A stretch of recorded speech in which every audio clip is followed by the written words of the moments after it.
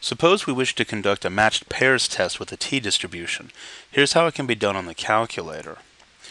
First, we will enter in the data, and I will use the following lists to demonstrate the process. So go ahead and hit Stat and Enter, and we begin entering in our data.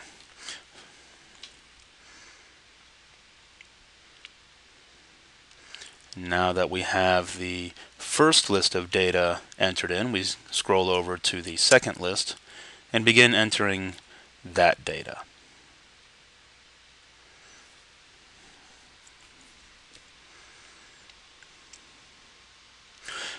Now that we have entered in the data, we need to take the difference between these lists.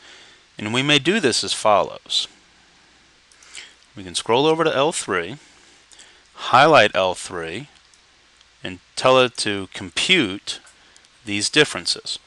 Now I am assuming that L1 is a before situation and L2 is an after situation. So this difference is before minus after. In match pairs testing, we need to be very careful to perform the subtraction correctly. Otherwise, our test will not give the correct results.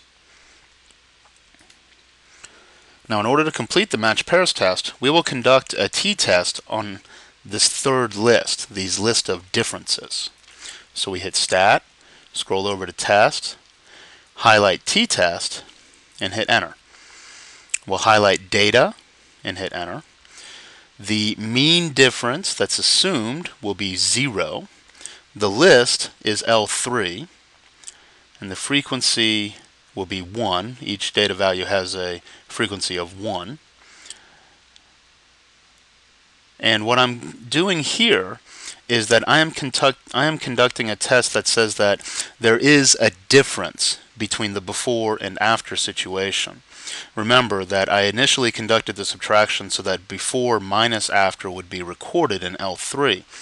This alternative is saying that there is a difference between the two. If you're going to run a one-sided test, make sure that the way you conduct the subtraction is consistent with what you're testing. And then we ask the calculator to calculate, and we have these as the results. So we ran the alternative, our test statistic is here, and our p-value is listed next.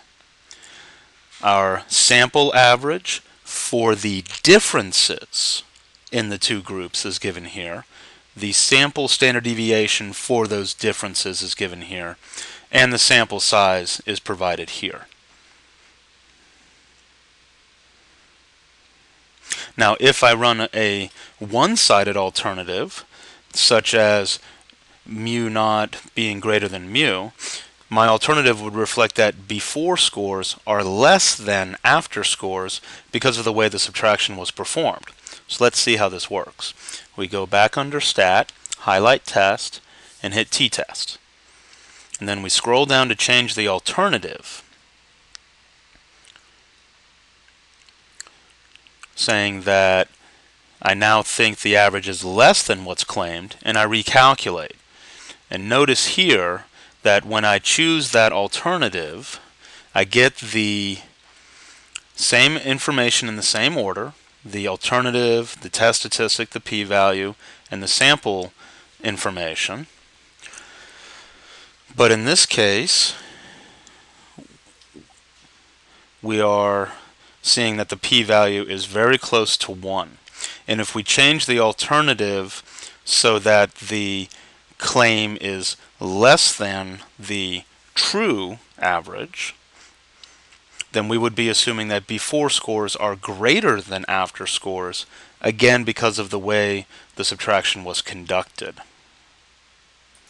So if we hit Stat, highlight Test, and scroll down to t-test, and we change this alternative again to reflect the right-sided test, in other words, the difference between the two is a positive value,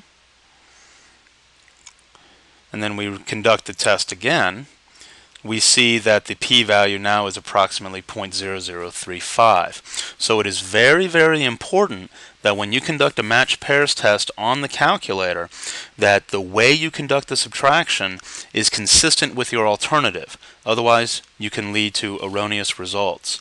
And this is how you can do a matched pairs test on these calculators.